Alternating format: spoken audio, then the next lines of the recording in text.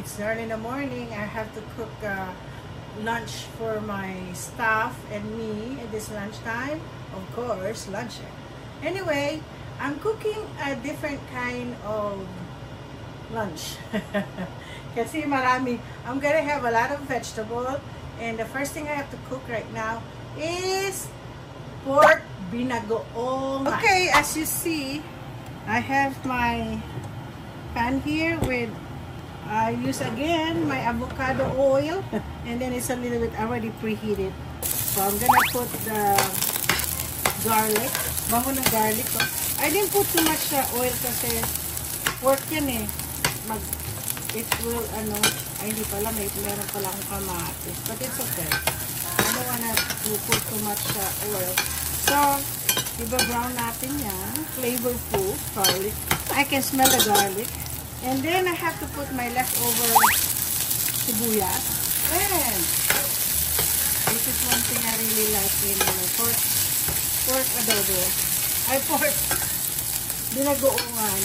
Is the tomato. So, yes. Ay, may naka.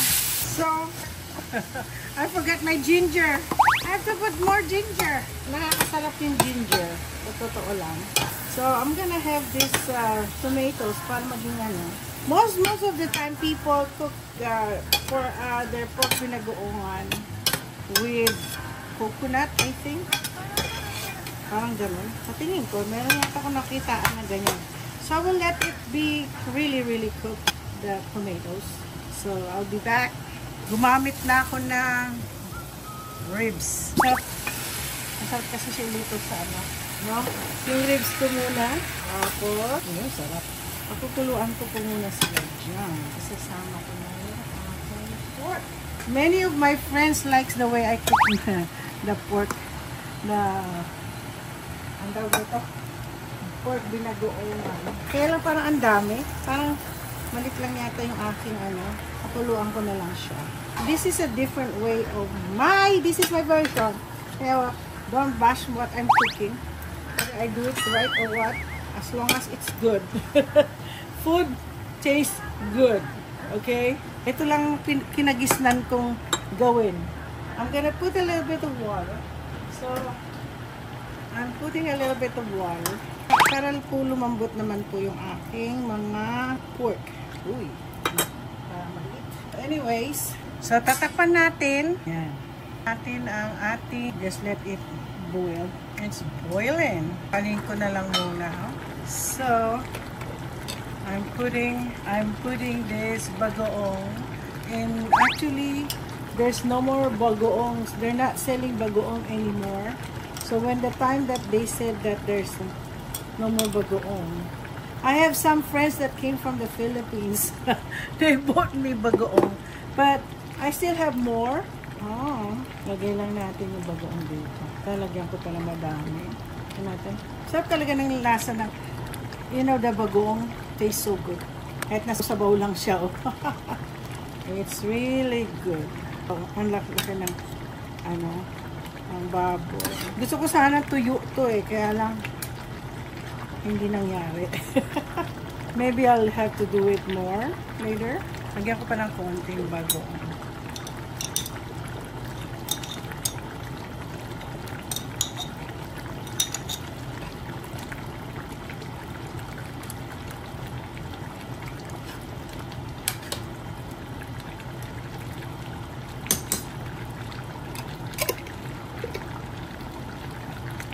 Guys, I'm cooking kangkong. Simple as kangkong. Lumutong na ito doon. Now, I'm gonna cook this one, which is a little bit crispier. I love kangkong. So, I'm cooking the kangkong. I have this in my garden. Muna yan. Madali lang itong lutuin. Ang gusto lang maluto dyan is, I'm just using this seasoning. Lagay ko lang yan. Tuning lang siya. Tapos,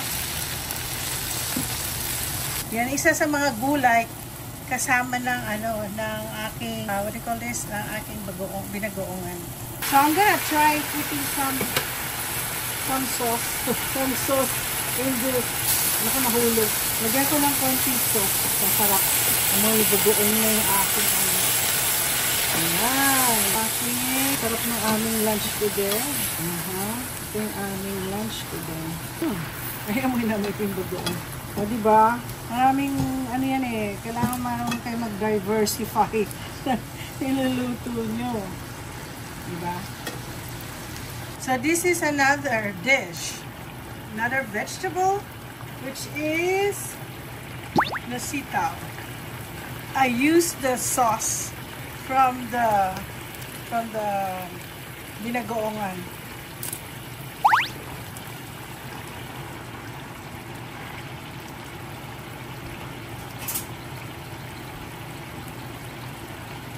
So, nakakatuwa, no? I know this is a very long cooking and I grew up with it and nakakatuwa din. And then while I'm doing this one, I'm also boiling some okra. So already done with I'm already done with the kangkong. And then this is where I'm gonna put, I have this one, I call this, yeah, I got this from the Asian store. Oops.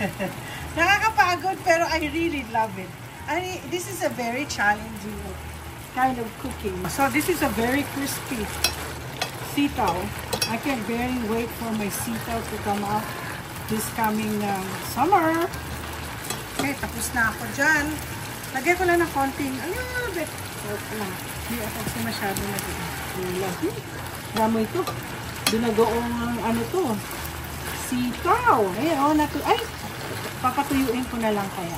Kasi may isa pa akong gulay. Lahat ng mga gulay na paborito ko na kinakain namin with bagoong. Kaya nandito. Tuyo na siya. This is the last vegetable. At anin ko na naman siya ng bagoong. Put bagoong. Yan, nag-purpose ako. Nilagyan ko ng sabaw. Ang ating binagoongan. Ngayon, the last vegetable. I make sure. Kasi I was in the Asian store, I have to make sure that I get all the vegetables. Actually, meron pa ako isang nabili kahapon, pechay. But I'm gonna cook it somewhere, another dish. At saka puso ng saging where Roel wants me to cook it and have my husband taste it. I'm not even sure if my husband would love to eat it. So, ganyan lang po. Ini-mix-mix nyo na lang para yung sauce ng bagoong. Ng kamote. Marami ako nito. Maliit lang sa ano. Hopefully this month. Ay, kasi nag-umpisa na siyang nagbo-blossom. Lahat ng mga, kasi ang ginawa ko, guys, ganitong gawin din yun sa Pilipinas. So, I don't know if I showed it to you before. Pag di ba may tangkay ng ano, ng kamote. So what you do is put it in the water. Tapos, let them ano, yung magkaroon ng roots. Tapos, itanim nyo. Kahit saan nga. Dito nga, yung mayroon ako natutunan ko to sa isang taga-California, taga-San Diego. Ano? Kahit sa planters lang nga niya na may mabulaklak. Nilalagay niya yung mga kangkong. And that it really grew. At saka isa pa, kangkong is really good. Sabi ng asawa ko nung nakita niya to, it looks like poison ivy. Sabi ko, no honey, it's not a poison ivy. This is the most healthiest, ano, even American farmers or those gardeners who are planting potato, sweet potato. We call this kamote, sweet potato dito sa Amerika. So even they will say that the leaves of the sweet potato is edible and it's good and it's healthy. Okay? Yeah, ito na po ang ano, ipa-plating ko na siya. Okay. Ito na po ang nangyari sa aking binagoong baboy. So I have okra, I have kangkong, I have sitaw, and I have kamote. So yan. Mamaya hindi ko po siya ano, kasi mamaya yan ang aming lunch ngayon ng aking staff. So mag-prepare na ako. Mag-like and subscribe when later kasama yung aming pag-lunch namin mamaya. Nandito na sa office ang aming kainan at ito ang aking taster. Ano? Welcome to Tita's Marie's Vlog! Tita Marie's Tangit Mariton ang pangalan ko. Oh, Kamali ka. Kumukuha. Ali kayo dito. At saka may bisita ako from Seattle. At saka alam, amoy na. Ano ulit? Teka, ito na.